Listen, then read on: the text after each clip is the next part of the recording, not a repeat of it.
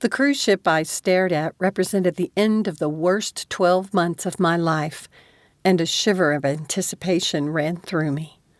When the trip ended, I'd be ready to move on and put behind me the scars that cheating scumbag had given me a year ago.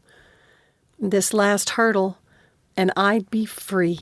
It'd taken almost a year of saving on my high school teacher's salary to pay for the vacation, but we were here. The clank of luggage and supplies being loaded intensified my excitement.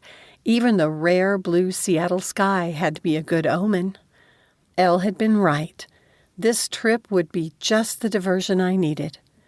But I'd never admit it to her, or she'd keep trying to run my life like she had since kindergarten. As she stretched on her tiptoes, scanning the crowded dock, I grinned at her. "Looking for handsome pirates?" "Oh, please," she snorted. "Modern pirates aren't cute like Jack Sparrow. Besides, there aren't supposed to be any in the Pacific Ocean." "Johnny Depp might be a little tall for you anyway." I kept a straight face. "Maybe we can find you a handsome hobbit in New Zealand." She shot me a mock glare and opened her mouth to retort, but something caught her eye and her reply died on her lips. "What's wrong?" Alarmed, I started to turn around. Elle grabbed my arm to stop me. "Don't look, but there's a guy over there watching you." "Right. Are you sure he's not watching you?" I tried not to peek in the direction she'd indicated. "Girlfriend, I know when guys are watching me."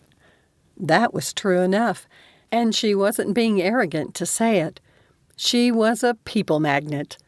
I'd been watching her work her magic for 20 years, ever since the cutest boy in our kindergarten class had come to her like a moth to a flame, followed by the other kids in the class.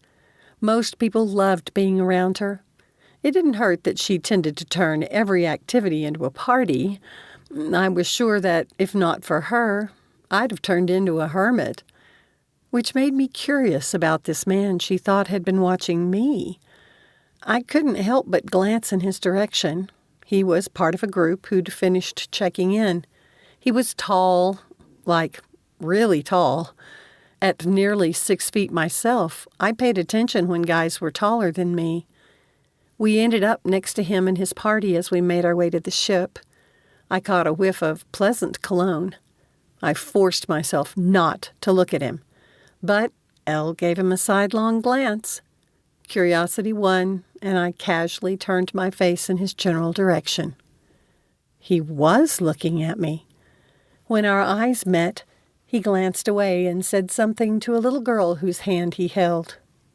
"He's cute," Elle whispered. Yeah, right. That's what she said about every guy she tried to set me up with. "Looks like he has a daughter." "I overheard them." Elle shook her head, keeping her voice low. "The little girl called him Uncle. She belongs to the couple he's with." I let it go. She always had an answer for everything, and this cruise wasn't about me dating. Not yet. We slowly made our way up the gangplank, and I squinted at the ship's balconies, wondering which one might be ours. On the ship's threshold, I paused and took a deep breath, wanting to capture this memory. The interior smelled like a hotel, and not the engine stink I remembered from my single-day cruise experience. Several feet ahead, Elle signaled for me to catch up. I hurried over, and we stepped inside one of the elevators. I turned to face the doors and met the gaze of the tall man in the elevator opposite ours. He nodded and didn't break eye contact until the doors closed. My face warmed, and I was glad Elle wasn't looking at me. She'd be sure to make a big deal out of it. I remained silent as the elevator moved. I couldn't help but wonder about the guy. He looked a few years older than me. I stopped the train of thought. Elle would approve of me wondering about him. My curiosity already fit in with her nefarious plans to get me dating again. My plan for the cruise was to read a lot of books and get past the first anniversary of Jace's death.